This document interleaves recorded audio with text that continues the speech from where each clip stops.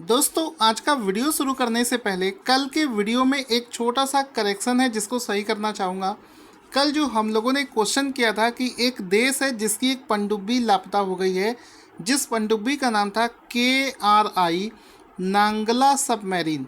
तो ये जो KRI नांगला पनडुब्बी है ये कौन से देश की है? तो इसका राइट आंसर हो जाएगा इंडोनेशिया। तो इंडोनेशिया इसका राइट आंसर हो जाएगा, इंडोनेशिया ये इसका राइट आंसर हो जाएगा।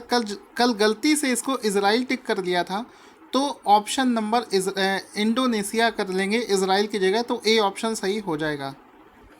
दोस्तों एक नए जोश और एक नए उत्साह के साथ में, एक नई उम्मीदों के साथ में, पुराना जो कुछ भी हुआ उन सब कुछ चीज़ों को भूलकर जल्दी से एक नया माइंड मेकअप करके शुरू करते हैं आज का ये वीडियो।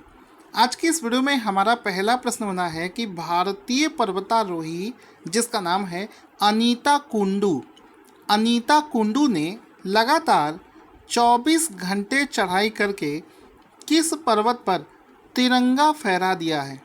तो आंसर हो जाएगा नेपाल देश में स्थित एक पर्वत है जिसकी एक चोटी है जिसका नाम है लोम्बुचे। तो लोम्बुचे नाम की ये जो पर्वत है इसको हाल ही में फतेह कर दिया है भारतीय पर्वतारोही जिनका नाम है अनीता कुंडू।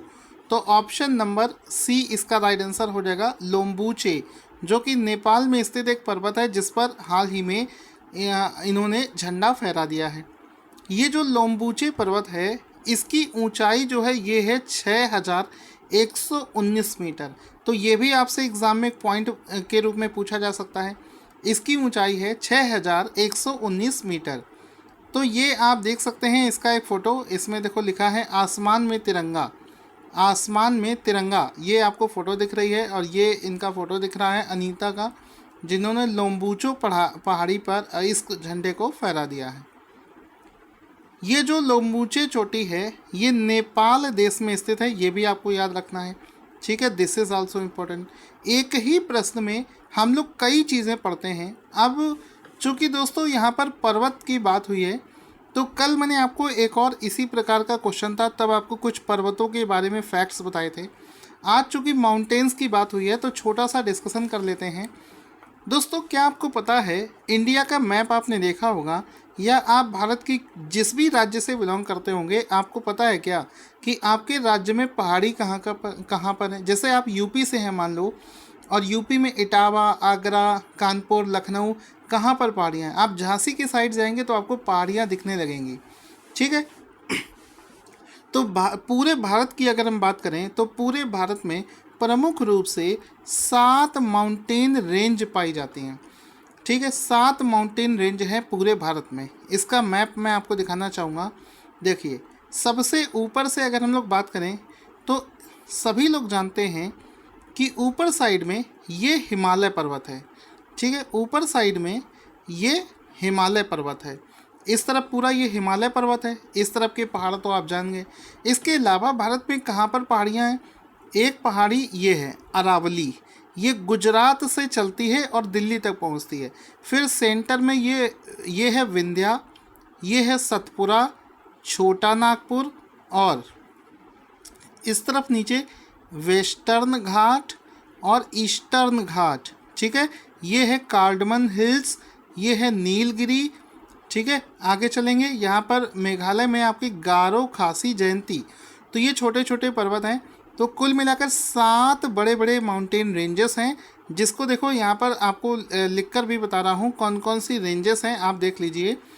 हिमालय है, अरावली है, ईस्टर्न घाट है, वेस्टर्न घाट्स हो गए, नीलगिरी हो गया, शिवालिक हो गया, विंध्याचल हो गया और सतपुरा। ये 7 जो हैं ये भारत के पूरे पर्वत पहाड़ हैं, जो कि आपको पता होना चाहिए। अब वैसे तो दोस्तों आपने जिस भी कोचिंग से पढ़ रखा होगा, आपको जो भारत के पर्वत और पठार हैं उस पर एक टॉपिक होगा जिसके नोट्स मिले होंगे, आप उसको रिवीजन कर सकते हैं। आपकी नॉलेज के लिए मैं आपको अरावली, जो कि सबसे ज़्यादा इम्पॉर्टेंट है, इसके बारे में कुछ फैक्ट बताता हूँ जो कि एग्ज़ाम में पूछे जाते हैं। अगर दोस्तों हम लोग अरावली पर्वत श्रृंखला की बात करें तो जो अरावली पर्वत श्रेणी है ये इसकी जो सीमा है ये गुजरात से शुरू होती है और गुजरात से होते हुए ये राजस्थान और हरियाणा से होकर दिल्ली तक जाती है। तो अरावली मैं आपको दिखाना चाहूँगा, ये गुजरात से शुरू होता है और गुजरात साइड में ये ऊंचा है और फिर धीरे धीरे राजस्थान और फिर दिल्ली तक ये डाउन होता जाता है। तो इस तरीके से ये पहाड़ है, गुजरात की साइड में देखो ऊंचाई है और दिल्ली जो है, दिल्ली तक पहुंचते पहुंचते, अब दिल्ली में आप रहोगे तो आपको कहीं भी पहाड़ नहीं दिखेगा, लेकिन आप जिस जगह पर हैं वो एक पहाड़ी के ऊपर स्थित एक ज़मीन है। ठीक है, आगे चलते हैं। ये जो अरावली रेंजेस हैं ये पूरे भारत ही नहीं, पूरे विश्व के सबसे प्राचीनतम पर्वत में से आता है। बहुत ही पुरानी पर्वत श्रेणियां हैं, बहुत ही पुराने समय से चली आ रही हैं। इसकी पूरी लंबाई जो है ये 692 किलोमीटर है। एक एक चीज़ एग्ज़ाम में पूछी जाती है, याद रखना। इसकी औसत जो ऊंचाई है वो 920 मीटर है। ये सब एग्ज़ाम के पॉइंट्स हैं। इसके अलावा इसकी चौड़ाई, ये भी प्रश्न एग्ज़ाम में पूछा गया है, गुजरात की तरफ इसकी चौड़ाई ज़्यादा है और जैसे ही आप दिल्ली की तरफ बढ़ेंगे तो इसकी चौड़ाई जो है वो सक्रिय होती जाती है, कम होती जाती है। साथ ही साथ में इसका जो उच्चतम शिखर है उसको गुरु शिखर के नाम से जाना जाता है। This one is most repeated question. इसका जो सबसे ऊंचा उच्चतम शिखर जो है उसको गुरु शिखर के रूप में जाना जाता है, जिसकी ऊंचाई 1722 मीटर है और राजस्थान के सिरोही जिलों में माउंट आबू के पास में ये गुरु शिखर जो है ये स्थित है। साथ ही साथ में ये जो अरावली रेंज है इसको उदयपुर में जग्गा पहाड़ियों के नाम से जाना जाता है। जगह चेंज होती है, राज्य चेंज होता है, तो इसका नाम भी लोग अपने हिसाब से बदल लेते हैं। अलवर के पास में इसी पहाड़ियों को हर्षनाथ बोला जाता है। दिल्ली में इसको दिल्ली पहाड़ियों के नाम से जाना जाता है। और आपको पता होना चाहिए ये वाला जो पॉइंट है वेरी इम्पोर्टेंट पॉइंट क्या है कि दिल्ली में जो राष्ट्रपति भवन है, प्रेसिडेंशियल हाउस है, वो रायसेना पहाड़ियों पर स्थित है। कहाँ पर स्थित है? ये रायसेना पहाड़ियों पर स्थित है। This one is very important. Delhi में जो राष्ट्रपति भवन है ये रायसेना पहाड़ियों पर स्थित है। अरावली के बाद में नंबर आता है विंध्याचल पहाड़ियों का, उसका भी थोड़ा सा नोट्स दे दिया है। आप परेशान मत होइए, आपके करंट अफेयर्स के साथ साथ में आपका करंट जीके भी बहुत स्ट्रांग हो जाएगा, स्टैटिक जीके भी आपका कवर हो जाएगा। बस आप रेगुलर बेसिस पर हमारे वीडियोस को देखते रहें। आगे चलते हैं। आगे चलने से पहले आपको बताना चाहूँगा, अगर आप हमारे मंथली करंट अफेयर्स के पीडीएफ को नोट्स खरीदना चाहते हैं तो आप वीडियो के डिस्क्रिप्शन में लिंक है, वहाँ से ले सकते हैं। साथ ही साथ में अगर आप डेली बेसिस पर हमारा पीडीएफ देना चाहते हैं तो आपको हमारे टेलीग्राम चैनल को ज्वाइन करना होगा, वहाँ पर आपको सब कुछ मिलेगा। ठीक है, आगे चलते हैं। हाल ही में कौन सा खिलाड़ी आईपीएल में 6000 रन बनाने वाला पहला बल्लेबाज बन गया है? तो आंसर हो जाएगा हाल ही में विराट कोहली जो हैं ये आईपीएल में 6000 रन बनाने वाले पहले बल्लेबाज बने हैं। ऑप्शन नंबर ए इसका राइट आंसर हो जाएगा। विराट कोहली का फोटो देख सकते हैं, इसमें लिखा है Virat Kohli 6000 run in IPL. आगे चलते हैं। क्वेश्चन बनेगा कि हाल ही में रिलीज़ करी गई एशिया फोर्ब्स की 30 अंडर 30 लिस्ट में भारत के किस शहर की विभा हरीश को शामिल किया गया है? तो आंसर हो जाएगा बेंगलुरु की रहने वाली एक महिला हैं जिसका नाम है विभा हरीश। उनको फोर्ब्स के द्वारा जारी एशिया की 30 अंडर 30 नाम से लिस्ट जारी की है, उसमें शामिल किया है। ये बेंगलुरु की रहने वाली हैं। ये जो विभा हरीश हैं, एक्चुअली में ये जो लिस्ट है 30 अंडर 30, इसमें बहुत ही प्रतिभाशाली लोगों को जो कि लाइफ में सक्सेसफुल है शामिल किया जाता है। ये जो विभा हरीश नाम की महिला हैं, इनकी एक कंपनी है जिसका नाम है कॉस्मिक्स। ये क्या करती है? ये हर्बल प्रोडक्ट्स बनाती है, उसमें न्यूट्रिशन हो गया, सप्लीमेंट्स हो गए और भी चीज़ें आती हैं। उसकी सीईओ और फाउंडर हैं। विभा हरीश का फ़ोटो देख सकते हैं जो कि हर्बल प्रोडक्ट बनाती हैं, चाहे वो चेहरे पर लगाने वाली क्रीम हो, सप्लीमेंट्स हो, हेयर फॉल के लिए क्रीम हो, तो ये सारी चीज़ें उसमें आती हैं। हर्बल प्रोडक्ट बनाती हैं और बहुत ही अच्छा इसका सेल चलता है। अब इसमें अगला पॉइंट क्या बनेगा कि फोर्ब्स की 30 अंडर 30 लिस्ट में कितने भारतीयों को शामिल किया गया है। तो आंसर हो जाएगा इस लिस्ट में 7 इंडियंस, 7 भारतीयों को शामिल किया गया है। आगे चलते हैं इसमें देखेंगे फोर्ब्स की 30 अंडर 30 की लिस्ट में 7 भारतीयों को शामिल किया गया है। इस बार ये जो 30 अंडर 30 लिस्ट है, इसके तीसरे संस्करण को लॉन्च किया गया है। इसके तीसरे संस्करण को हाल ही में लॉन्च किया गया है। इस लिस्ट में एशिया के 300 प्रभावशाली लोगों को शामिल किया गया है। आगे चलते हैं। क्वेश्चन बनेगा कि ये वाला क्वेश्चन हमने कर लिया है। आगे चलते हैं। ये इसको क्रॉस करते हुए हम लोग चलते हैं अगले क्वेश्चन पर। क्वेश्चन बनेगा किस भारतीय अमेरिकी महिला को अमेरिका की पहली भारतीय अमेरिकी एसोसिएट अटॉर्नी जनरल, इंग्लिश में बोलेंगे US first Indian American associate attorney general. तो ये जो एसोसिएट अटॉर्नी जनरल है, ये बनाया गया है वनीता गुप्ता को। ऑप्शन नंबर 20 का राइट आंसर हो जाएगा कि वनीता गुप्ता को यहाँ पर बनाया गया है, जिनका की फ़ोटो भी आप यहाँ पर देख सकते हैं। क्वेश्चन बनेगा कि हाल ही में रेखा मेनन को किस कंपनी का पहला महिला अध्यक्ष बनाया गया है।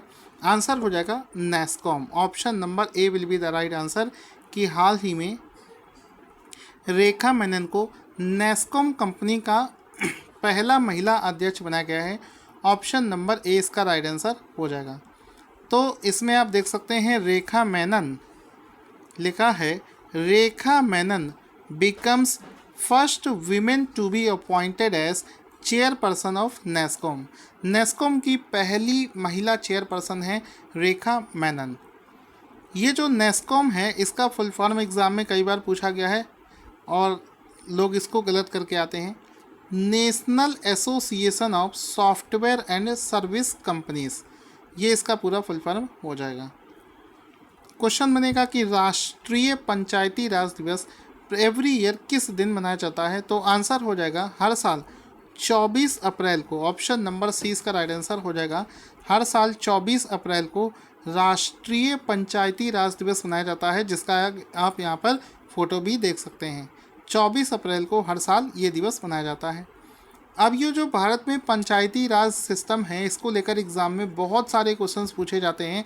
जैसा कि जब भारत आज़ाद हुआ था, आज़ादी के बाद में देश के विकास के लिए हर एक स्तर पर एक कह सकते हैं सिस्टम होना ज़रूरी था, जिसकी वजह से 1957 में योजना आयोग, जिसको अभी हम लोग नीति आयोग के नाम से जानते हैं, उस समय इसको प्लानिंग कमीशन योजना आयोग के नाम से जाना जाता था। तो 1957 में योजना आयोग ने एक कार्यक्रम का विकास किया, देश को बढ़ाने का, देश की विस्तार करने का। तो उसमें एक कमेटी बनाई गई जिसका नाम था बलवंत राय मेहता समिति। और ये जो प्रश्न एग्जाम में पूछा जाता है इम्पोर्टेंट, बलवंत राय मेहता समिति किस चीज़ से संबंधित है। तो आंसर हो जाएगा ये भारत में पंचायती राज से संबंधित है, बलवंत राय मेहता कमेटी। उसके बाद में क्या हुआ, बलवंत राय मेहता कमेटी ने अपना रिपोर्ट नवंबर 1957 को सौंपा, जिसमें उसने देश में 3 स्तर वाली एक पंचायती राज व्यवस्था को लागू करने का सुझाव दिया। अब उन सुझावों को मान लिया गया और 2 अक्टूबर 1959 को सबसे पहले राजस्थान के नागौर ज़िले में इस पंचायती राज व्यवस्था को लागू कर दिया गया। तो ये भी एग्ज़ाम में पूछा जाता है कि कहाँ से पंचायती राज व्यवस्था को लागू किया गया है। तो राजस्थान के नागौर ज़िले में सबसे पहले पंचायती राज व्यवस्था को लागू किया गया था। उस समय देश के प्रधानमंत्री थे जवाहरलाल नेहरू, उनके द्वारा ही इसको लागू किया गया था। जब इसको लागू कर दिया गया, उसके बाद में 1993 में 73वें और 74वें संविधान संशोधन के बाद में इसको एक संवैधानिक दर्जा भी प्रदान कर दिया गया। अब कुछ मैं कमेटियों के नाम आपको बताता हूँ जो कि पंचायती राज से संबंधित है। ये सब एग्ज़ाम में पूछा जाता है। जैसे बलवंत राय मेहता कमेटी पंचायती राज से संबंधित है, अशोक मेहता कमेटी हो गई, GVK राव कमेटी हो गई, LM सिंघवी समिति, ये सभी समितियां जो हैं ये पंचायती राज से संबंधित हैं। This one is very important. So guys, आपको करंट अफेयर्स के साथ साथ में स्टैटिक जीके और करंट जीके दोनों ही मैं पढ़ाकर चल रहा हूँ। वीडियो अगर आपको पसंद आए तो इसको लाइक और शेयर भी किया करो। प्रश्न बनेगा कि हाल ही में विश्व टीकाकरण सप्ताह 2021 कब से कब तक मनाया गया। सो राइट आंसर विल बी कि 24 अप्रैल से 30 अप्रैल 24 अप्रैल से 30 अप्रैल तक विश्व टीकाकरण सप्ताह जो है इसको मनाया गया है। ऑप्शन नंबर ए इसका राइट आंसर हो जाएगा। अब वर्ष 2021 के लिए इस दिवस की थीम क्या है? आंसर हो जाएगा वैक्सीन्स ब्रिंग अस क्लोजर। ये इसका वर्ष 2021 के लिए थीम हो जाएगा। क्वेश्चन बनेगा कि ग्लोबल एनर्जी रिव्यू 2021 रिपोर्ट किसके द्वारा जारी करी गई है? तो हाल ही में IEA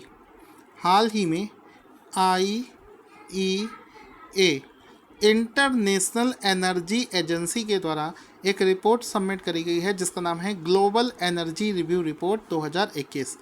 IEA के द्वारा इस रिपोर्ट को हाल ही में लॉन्च किया गया है। तो आप देख सकते हैं ग्लोबल एनर्जी रिव्यू 2021 रिपोर्ट जो है हाल ही में इसको इसके द्वारा IEA के द्वारा लॉन्च किया गया है। इस रिपोर्ट में कार्बन डाइऑक्साइड के उत्सर्जन से संबंधित डेटा पेश किए गए हैं और इसमें जो भी डेटा पेश किए गए हैं उनसे एग्ज़ाम में क्वेश्चंस बनेंगे।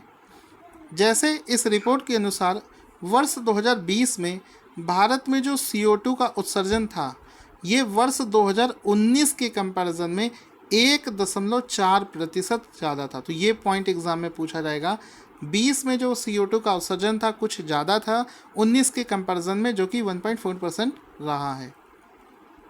इसके अलावा जो कार्बन डाइऑक्साइड का जो वैश्विक उत्सर्जन है ये वर्ष 2021 तक 23 बिलियन टन जो है पहुंच चुका है। वर्ष 2021 में जो कार्बन डाइऑक्साइड का उत्सर्जन है ये वर्ष 2020 की तुलना में 5% अधिक रहेगा, ऐसा अनुमान लगाया गया है। क्वेश्चन बनेगा कि हाल ही में नेल्सन मंडेला विश्व मानवतावादी पुरस्कार वर्ल्ड ह्यूमैनिटेरियन अवार्ड 2021 किसे प्रदान किया गया है? आंसर हो जाएगा रुमाना सिन्हा सहगल। हाल ही में रुमाना सिन्हा सहगल को Nelson Mandela world humanitarian award 2021 से सम्मानित किया गया है। यहाँ पर आप इनका फ़ोटो भी देख सकते हैं।